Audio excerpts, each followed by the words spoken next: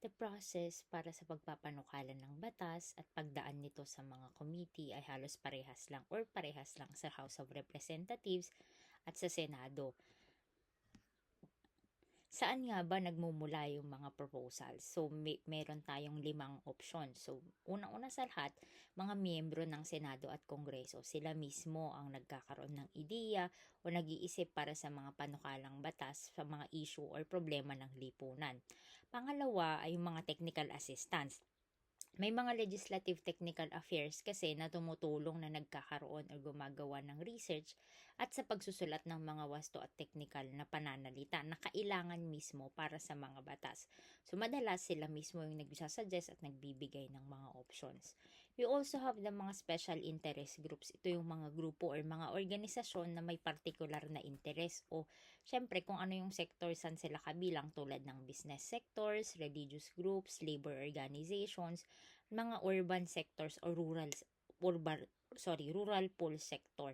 Meron din mga consumers katulad nating mga mamimili at mga trade associations. Sila ang maaaring magmungkahi o mag-isip ng batas na pwedeng ipapasa. Kasama din sa mga nagbibigay ng mga batas ay ang constituents. Ito yung mga ordinaryong mamamayan o bilang individual o grupo ay para maaari kang magmungkahi o mag-suggest ng panukala through your elected representatives. So tayo mismo ang lalapit sa ating mga congressman na siyang magbigay ng batas na pwedeng ipa-approve sa kanila. We also have by request introduction. So may isang senador o kongresista ay maaring magpasa ng panukalang batas kahit hindi siya ay personal na sinusuportahan. So basta ito ay ni-request ng kung sino mang individual. When we would say na ang panukalang batas ay nagmumula sa iba't ibang sources, so tulad ng mga mambabatas, mga technical bureaus o mga special interest groups, ginagabayan pa rin ito ng proseso mula sa ideya hanggang sa opisyal na pagsumite. So sa paghahanap natin ng mga posibleng batas, may iba't iba talagang sources papunta sa kongreso natin. In terms of the sponsors of the bill, so kailangan meron talagang miyembro ng kongreso na siyang magsusulong ng batas, no? So siya kasi yung magpa-follow up, siya yung mangunguna, siya yung magsasabi na talagang napakahalaga ng batas na yun at kailangan ipakita yung urgency kung bakit kailangan suportahan yung legislation na yun. So wala ni isa man sa legislative group ang pwedeng pagsourcean ng bill o yung pag-introduce ng bill kung hindi membro lamang ng Kongreso, senador at mga representatives. Sa sistema sa Senado, sa paghahain ng panukala, maaaring magbigay ng iba't ibang uri ng panukalang batas o legislation o kahit anong resolusyon ng isang senador sa pamamagitan ng pag-file sa Office of the Secretary. Basically, sa Office of Secretary, fina-file lahat ng mga bills o mga panukalang batas na gustong ipapasa. Kahit ilan ang pwede niyang ipapasa basta't sundin ang tamang proseso. Wala ding limitasyon ang bilang. Kahit ilan ang pwede niyang i-introduce na bill ay pwede niyang ibigay. May mga technique din sa tinatawag natin na joint sponsorship. Ito ang parehong mga panukala mula sa House of Representatives at Senado na maaring magkaroon ng joint sponsorship para magdala ng pangalan ng maraming miyembro.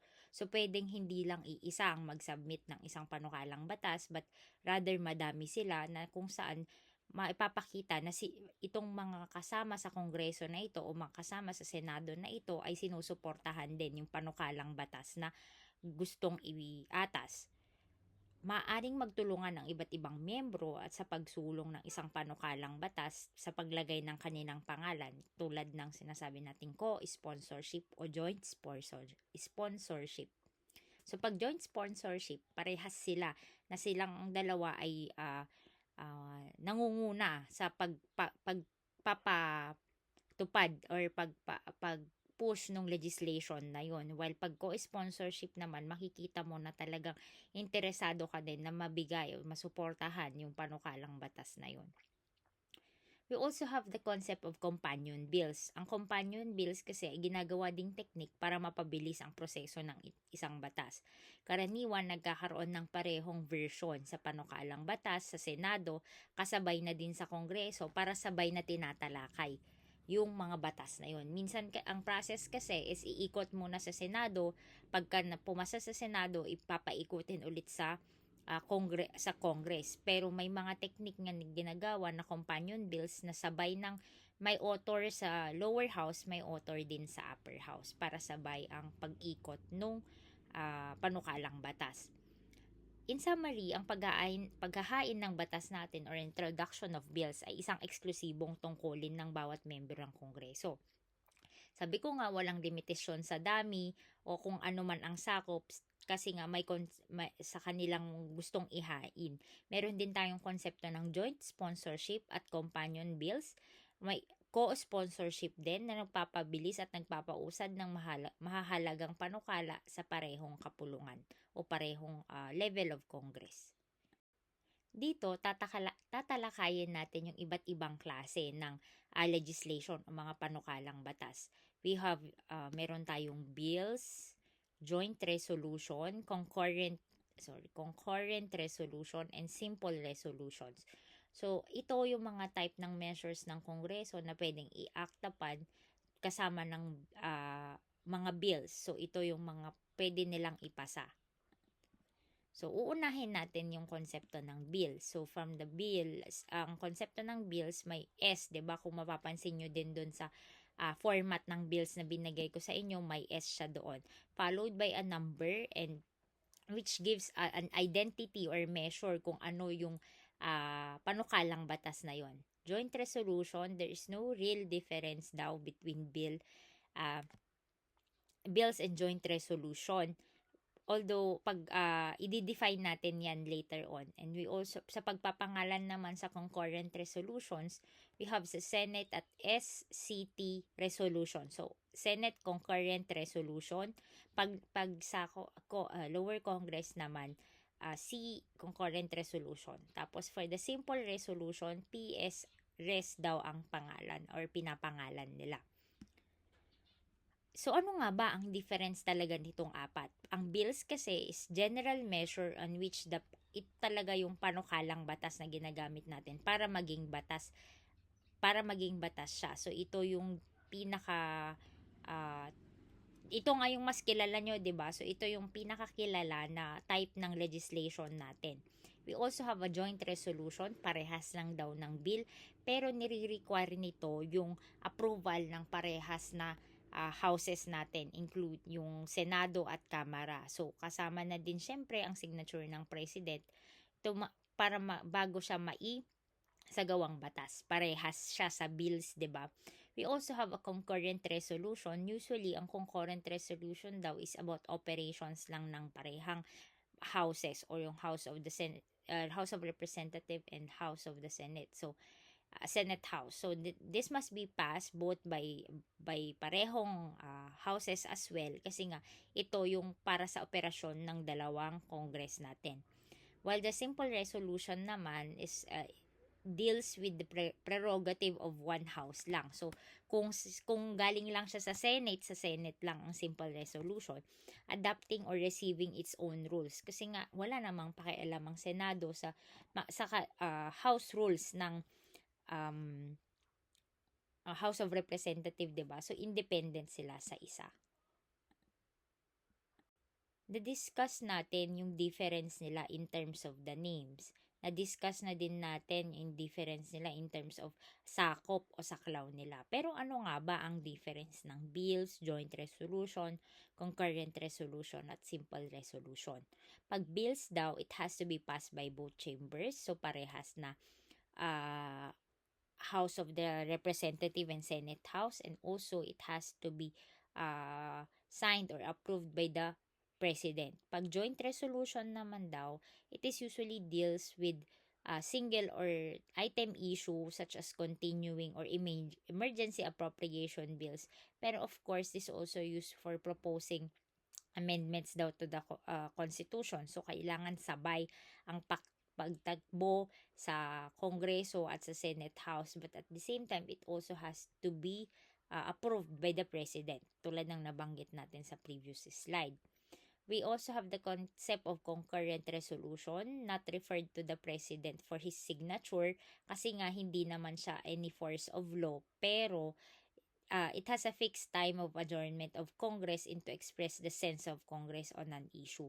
So madalas yung Kongreso or certain House, House of Representative and the Senate has to give concurrent resolutions para daw magkaroon sila ng sense of unity ba, kung baga, sa isang stand, sa isang sistema or issue.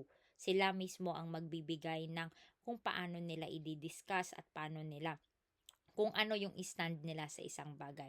Simple resolutions naman, of course, tulad na nagbanggit kanina, it is not considered by other chamber and not sent to the President kasi nga, kung ano lang, kung galing lang sa Senado lang siya, kung galing sa Kongreso ay sa Kongreso lang siya.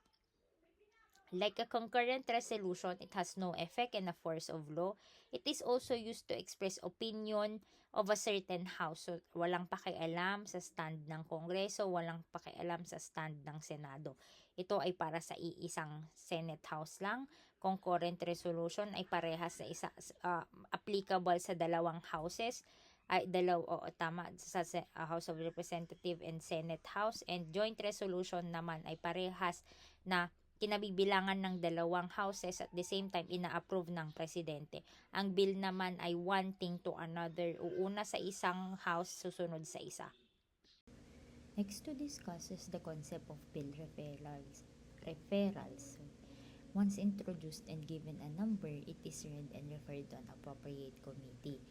Dito kasi during the bill referral, syempre, after the introduction, magbibigyan nga ng identity yung panukalang batas. So, kapag bibigyan sila ng numero, which is, this number will stand as identifier and tracker of the bill throughout the legislative process. Sa unang pagbasa, magkakaroon ng sistema in which binabasa lang yung pamagat ng panukalang batas and of course the number. Tapos walang discussion talaga or debate happening at this stage.